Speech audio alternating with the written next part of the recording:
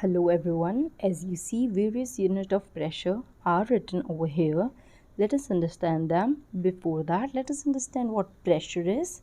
So pressure is nothing but the force applied per unit area. Now when we are talking about the unit of force or the SI unit of force, that is equals to Newton. Then when we are talking about the units for area, it is meter square, right? Now the SI unit for pressure is Pascal. So do we understand from this that the units for 1 Pascal will be equals to 1 Newton per meter square? And I could also write it as 1 kg per meter per second square. Now how could I write it? Let us understand this thing, that when we know that, for example, force is equals to mass into acceleration, right?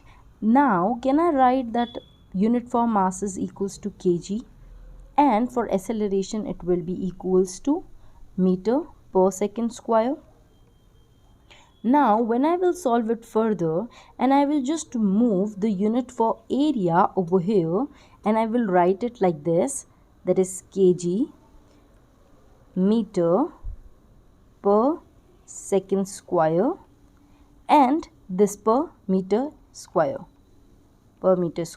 which is equals to Newton per meter square, isn't it?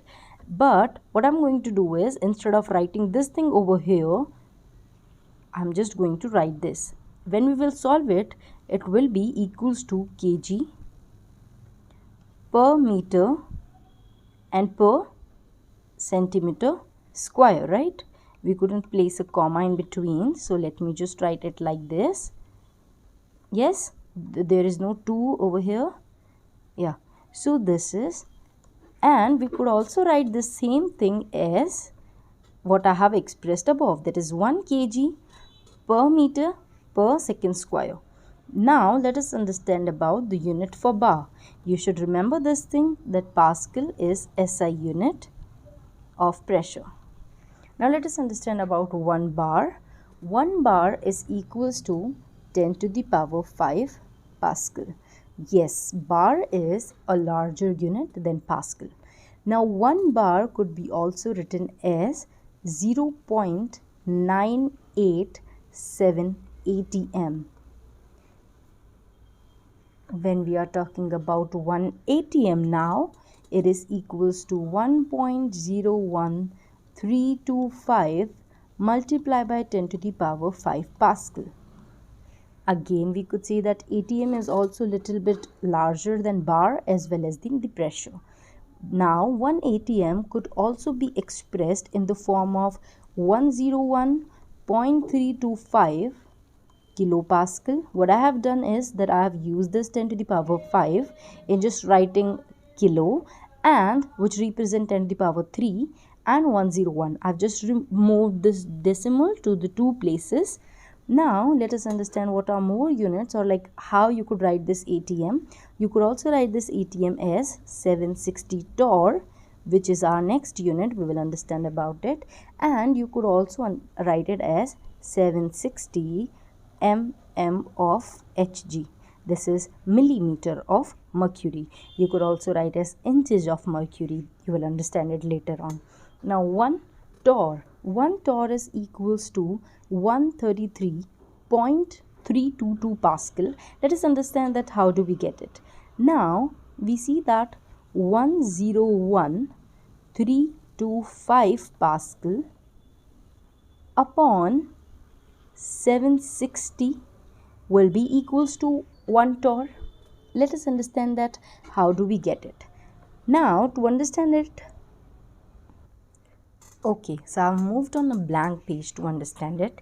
Now from the above scenario, we have understood this thing, that 1 ATM is equals to 1.01325 multiplied by 10 to the power 5 Pascal. Could I also write this same thing as 101.325 Pascal? Yes, I can, right? Now what I'm going to do is, I'm going to find out that 1 ATM can also be written as 760 torr. Now we see that if we see this thing that on these two equations, let it be equation number 1 and equation number 2, the values of the equal to left hand side to the equal to are same. So can we just equate the right hand side values of the equal sign? That will be 101,325 Pascal will be equals to 760 torr.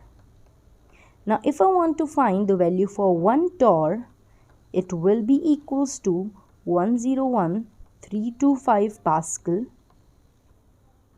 upon 760. So this whole is the value for 1 torr. So we could say when we will solve this value, it will come out to be that 1 torr is equals to 133.322 Pascal. This is the value for 1 torr.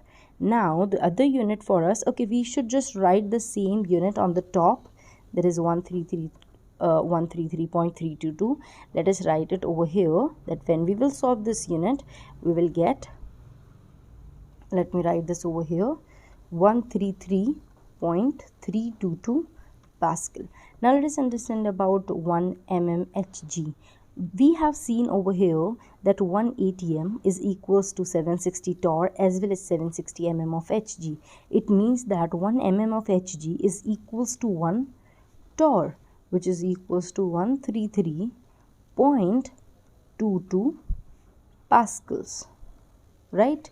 So it means that 1 mm of Hg and 1 torr is equals. Then why we are using 2 units if they are actually equals? As I have told you before as well, that this millimeter could also be written inches as well as the another units. So that is why we are using the 2 units. Now these were the basic units which are used often, and these are their conversion we have listed. And thank you. That is it.